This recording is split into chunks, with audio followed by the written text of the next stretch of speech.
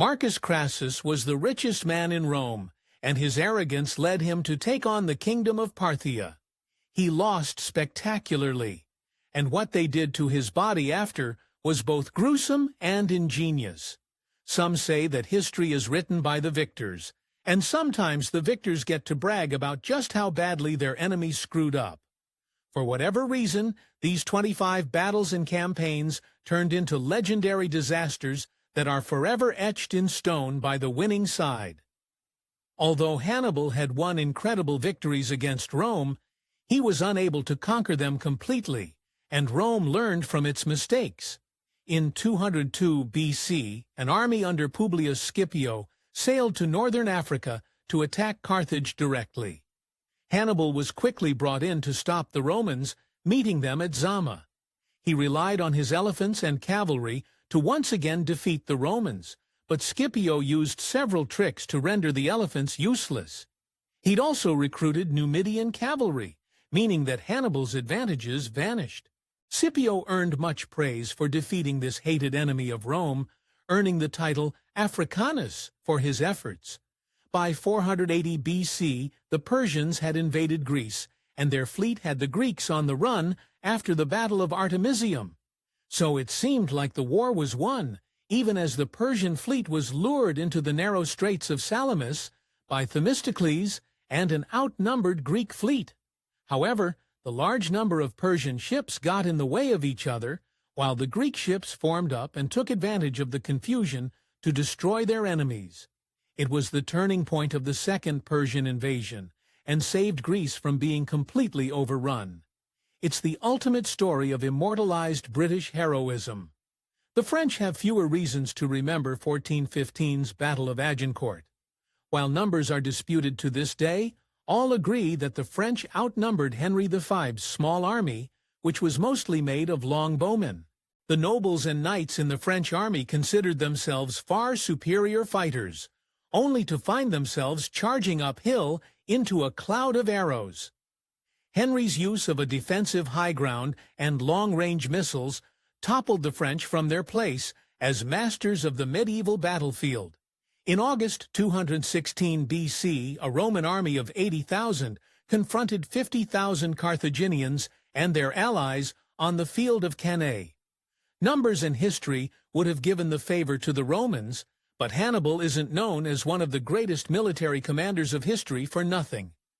Using clever tactics, superior cavalry, and benefiting from the two quarreling Roman commanders, Hannibal managed to slaughter or capture more than 50,000 Romans that day, which included a third of Rome's Senate. This was one of the worst defeats Rome ever suffered, annihilating the bulk of its army in a single day.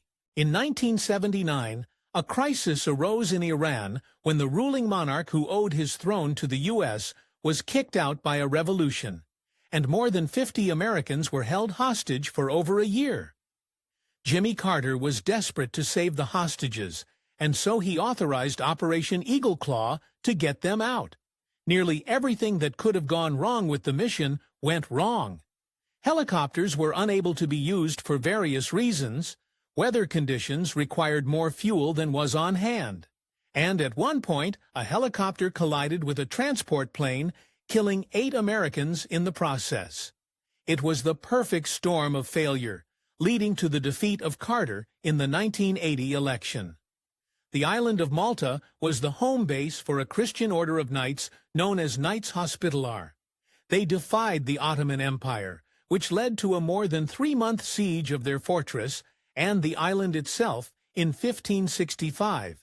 Despite being heavily outnumbered, the knights and the Maltese population worked together to defend themselves from the Ottoman forces.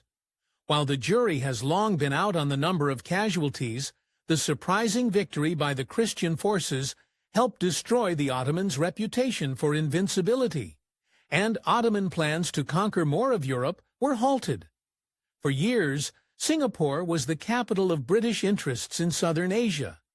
Naturally, when Japan declared war on Britain, it made sense for them to take control of it in 1942. After a 2-month campaign, an army of around 35,000 Japanese marched on Singapore and held it under siege by land and air. The British lasted a week before lack of supplies and low morale caused them to call it quits. More than 80,000 British Allied troops became prisoners. It's still the single largest British-led surrender in history. During World War I, British and French forces launched a campaign to capture Constantinople, the capital city of the Ottoman Empire. What followed was nearly a year of miscommunication, diseases, and wholesale slaughter that helped define the entire First World War. It was an utter disaster for the British, and while the Ottomans collapsed during the war, the stalemate was turned into a propaganda victory for the emerging nation of Turkey. After the First World War, a movement was made by the Allies to sponsor a Greek campaign to expand the Greek borders. This was a huge slap in the face to the Turks, who had strong ideas about what counted as Turkey. The Greeks tried to appeal to their allies, but everyone was so exhausted from the First World War that they didn't have the ability to help. The Turkish army rolled the Greek expedition back, driving them almost literally into the Mediterranean Sea. In their triumph, the Turks burned the city of Smyrna and committed many atrocities against the defeated Greek population. Queen Boudica of the Iceni tribe was nearly responsible for driving the Roman Empire out of Britain. According to the ancient sources, she'd managed to rally hundreds of thousands of Celtic warriors to kick out the foreign invaders, and she won several victories in the process. Unfortunately, in 60 AD, a Roman army of 10,000 under Gaius Paulinus found the perfect battlefield to stop the Celts. They positioned themselves in the narrow end of a gorge, facing a huge field. When Boudica's Celts filled the field, she must have thought the Romans were done for. When all those Celts tried to attack, though, they were stuffed tighter than sardines in the can, unable to surround the Romans. Sources say the Romans massacred nearly 100,000 Celts that day, including Boudica herself. In 331 BC, the Persian king Darius was faced with a serious threat to his kingdom. Alexander the Great was campaigning into the Persian Empire with a highly trained and efficient army. Darius had already lost the Battle of Issus and barely escaped with his life, so he summoned a truly grand army, allegedly over 100,000 strong, to destroy Alexander once and for all. No doubt he was shocked when Alexander's genius intellect for battle and his incredible charisma inspired his troops to not only survive, but triumph against the Persian army. Unfortunately, Alexander the Great's many successes went to his head just a bit. By 326 BC, he was leading his army back from India. The infamous Gedrosian desert was on their path back to Babylon. Alexander had heard that the legendary Persian king Cyrus had failed to cross the desert. After presumably asking someone to hold his beer, Alexander led some 30,000 men into the desert, planning to be refreshed by the navy along the way. However, miscommunication and weather undid all his plans, leading to thousands of soldiers and even more camp followers losing their lives to satisfy Alexander's ego. No matter how hard people like Christopher Nolan tried to promote the moral and human victory of the Dunkirk evacuation, there is no denying that it was a military disaster for the British and the French. Even though hundreds of thousands of men were successfully evacuated from the beach, they left behind more than 84,000 vehicles and 650,000 tons of ammunition and supplies. Britain has been desperately promoting the silver lining of this disaster ever since. Emperor Napoleon was a brilliant leader who won many victories, and this success, unfortunately, went to his head. In 1812, he decided he could invade and conquer Russia, leading an army of more than 600,000 men to the east of Europe. The Russians fell back before him, even burning their own city of Moscow.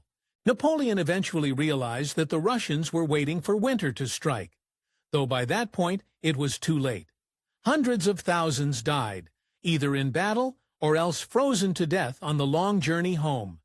It turned Russia into a punchline for would-be conquerors, though some people still needed to see the joke play out firsthand. When Spain attempted to invade England in 1588 to overthrow the Protestant ruler, Elizabeth I, they must have been convinced they were making history. Make it, they did, but not in the way they expected. Thanks in part to a rigorous defense by the English Navy and their Dutch allies, but mostly due to a series of storms that scattered their 130 ships, only 2/3 of the feared Armada ever made it back to Spain. England would not only survive, but also immortalize their victory, as proof that someone up there liked them. The entire Vietnam War could be considered a disaster for the U.S., but one of the biggest turning points of the war was actually a disaster for the North Vietnamese forces and their allies. In January 1968, tens of thousands of Viet Cong launched simultaneous assaults throughout South Vietnam. The shocking wave of violence caused a shift in public opinion in the U.S. on whether that war could even be won. However, what people seem to forget is the fact that the Tet Offensive was a huge failure for North Vietnam. Their loss and manpower was crippling for them, but the fact that they could even launch such a huge attack led the American public to question their country's own resolve, which turned a military defeat into a triumph for morale. There's no denying that superior technology counts for a lot in warfare. Unfortunately, fortune was against the 1,800 British soldiers holding breech-loading firearms against over 20,000 spear and shield carrying Zulu warriors in southern Africa in 1879. Technology was the only thing the Zulus didn't have in their favor that day, and they proved it by overwhelming and annihilating the panicked and confused British. It was a slap in the face to Britain, warning them that a technologically superior force could still be easily defeated. The American Civil War's most famous battle was Gettysburg in 1863, where it truly became clear that the North was going to win the war. During this long and brutal battle, Confederate General Robert E. Lee sent George Pickett's division to break the Union line. Not for the first time in history, infantry charged straight into artillery fire and came out worse for wear. The casualties were around 50% for the Confederates, and legend has it that when Lee told Pickett to rally the surviving members of his division, Pickett replied, "General, I have no division." In 1836, after capturing the Alamo, General Santa Anna was convinced that the Texas Revolution was over, and Mexico would keep control of the region. However, he underestimated his opponents. Santa Anna set camp between a marsh and a thick forest, hindering his position. After spending most of the night either marching or setting camp, his 1,200 troops needed rest. When the morning offered no attacking enemy, Santa Anna gave permission for his army to sleep. Naturally, they were completely caught unawares when a vengeful army of Texans stormed the camp and slaughtered more than half of the Mexican soldiers. Santa Anna was captured and had no choice but to sign documents that led to the independence of Texas.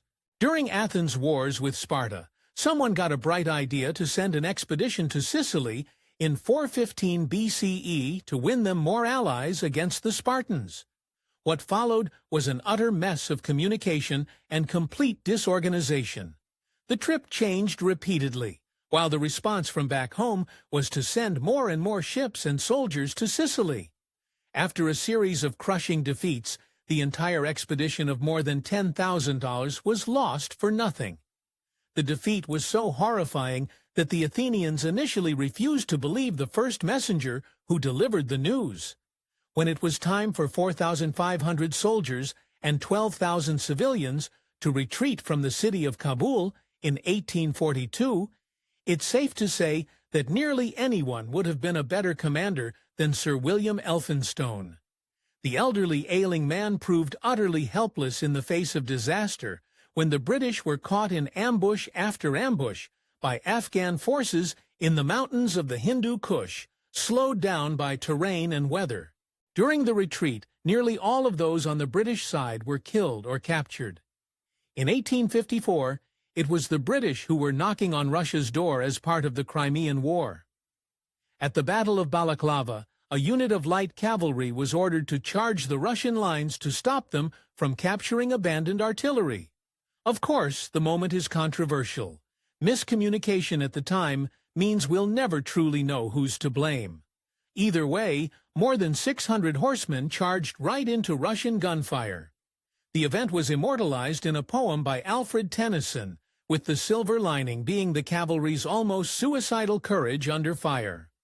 When the Americans declared war on British North America, later Canada, in 1812 their leaders insisted their victory would just be a matter of marching.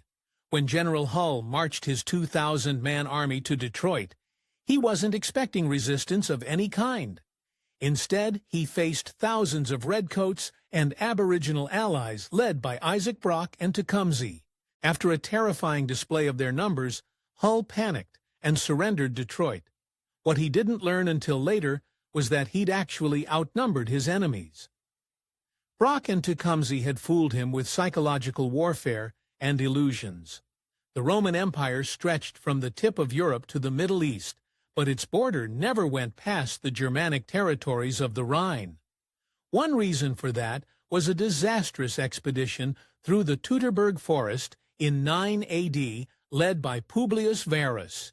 He was intending to conquer the German tribes east of the Rhine, but one of his allies, a Germanic warrior named Hermann, betrayed Varus by rallying thousands of tribesmen to ambush the Romans in the deep forest. 3 whole legions were massacred, while the head of Varus was sent back to Rome. Marcus Licinius Crassus was the wealthiest man in Rome, but his desire for glory led him to raise 40,000 soldiers for an expedition to conquer the kingdom of Parthia in 53 BC. One sun-baked campaign later, they met 10,000 Parthians in the desert, only to suffer one of the biggest defeats in Roman history. Crassus's severed head was allegedly used as a prop in a play being performed for the Parthian king.